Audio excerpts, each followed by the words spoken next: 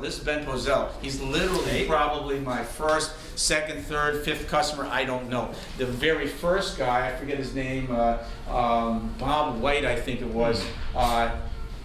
We found out quickly that Jay Green was going to take months to years, and when you're 20-something years old, that's an eternity. We wanted him right away. Yeah. So not to malign Jay, he was a busy guy. He just was not that focused as a business person, and his heart was in the right place, but it took him forever to make stuff. So as you know, and people would come there, they'd wait for Jay, they'd have their money, he wouldn't show up. The clubs would be next week, next month, next year. Steve Mills had told me to take a year. I said, forget it. I got to make my own clubs. So this guy Bob White says, well, why don't we pitch in together?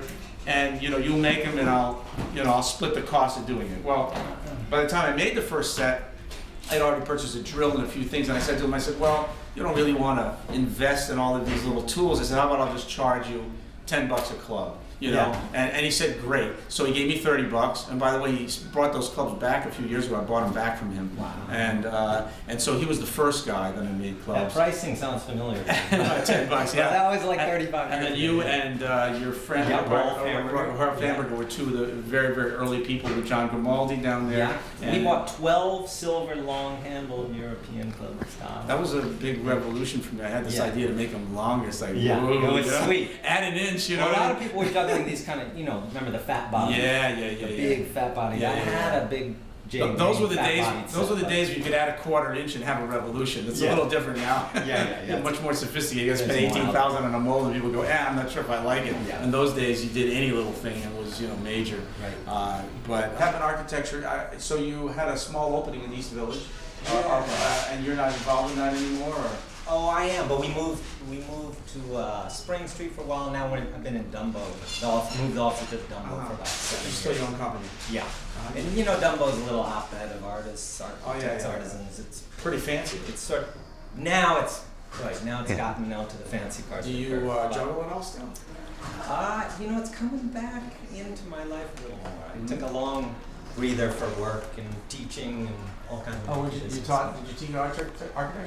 I was teaching math and physics for a while, and then architecture for a while, and now I teach architecture. Did you do math and physics? Undergraduate, yeah. In physics. Wow, where'd you go for that? Oberlin, Ohio. Oh, cool. Wow. Dude, a lot of math and science geeks, as you know, from having a history in juggling. And a lot of people outside the juggling community are aware of that. There's a lot of, a lot of patterns and a lot of interesting relationships between flying objects that lend itself to analysis. Of course. Side swap notation, all this kind of jazz. So a huge math and science and computer science contingency in the juggling community. Well, a little bit elitist even, almost looking down on the jock community. It's definitely not an athletic community it's at all. It's all different. It's an artistic / science community, almost completely. Just Wednesday night there was this presentation. It's Colin Wright on the mathematics. I heard about that at the last. Yeah, I signed Rolf and myself both up. Did you go to check it out? He had to work. Other things came up, so we didn't go. But I'm sure it would be interesting. Yeah. Would you come? Did you buy equipment here today? Oh yeah, I bought a nice bushel of bean bags. Bean bags, all different sizes, colors. My 8-year-old's now going. So he's got the bug. Married with I got 2 kids, 8 and 11, and so my 8 is really. And where do you live? He's into it in Brooklyn, the Prospect Park. Cool. And a little set of short handle, very lightweight clubs for him, because the regular clubs are as long as his arm. Well, I rarely pass. We're both busy. It's Christmas time. We don't have time. But why don't we do it? It's been a long time. We'll get it down, It's like many years. Because when we're old, which we may be already, I'm not sure. Technically, we may want to look back on this, which could be very soon. Oh man, these are lights. Wow. Right, what are we doing? Just straight in the shower? Straight shower, right? Ready? Yeah.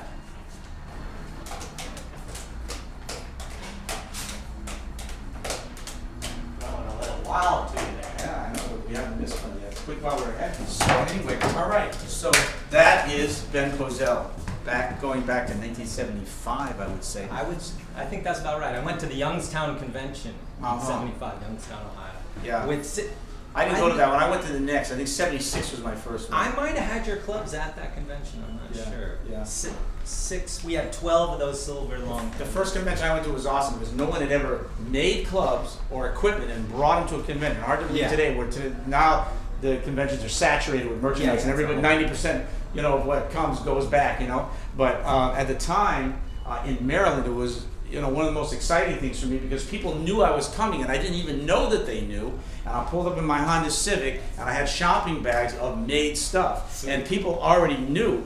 And I was going into the gym area, but before I even got, you know, from my back of my car through the parking lot, people already started coming over and asking what I had. It's like, so the bags were on the ground, and before I knew it, the stuff was sold, and I hadn't even gotten into the vestibule yet. I sold it, you know, on the tarmac. There, you know what I mean? Huge, man. Yeah, because people much said, out yeah, there. this guy Brian Dubé coming, and he's bringing stuff. He's actually got stuff to sell, and that was it. Do you remember it was those? very exciting. First convention to Yeah, actually have that was probably.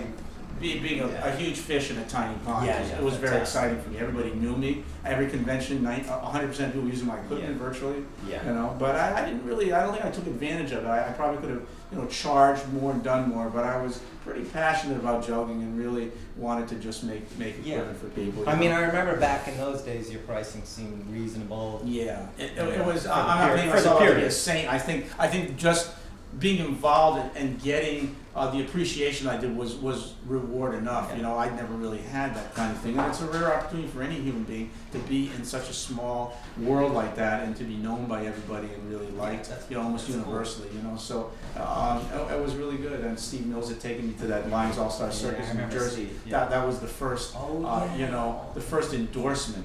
And he was very blunt, as you know, and he told me he didn't like my first set of gloves. And he said, you got to do this, this, and this, and if you do, I'll take you to New Jersey and meet some pros. And I did. I met some really, really old-time pros, you know, and that was really cool. So I had the Good Housekeeping seal of approval from one of the best jugglers, you know, in history, really. He was a hot juggler.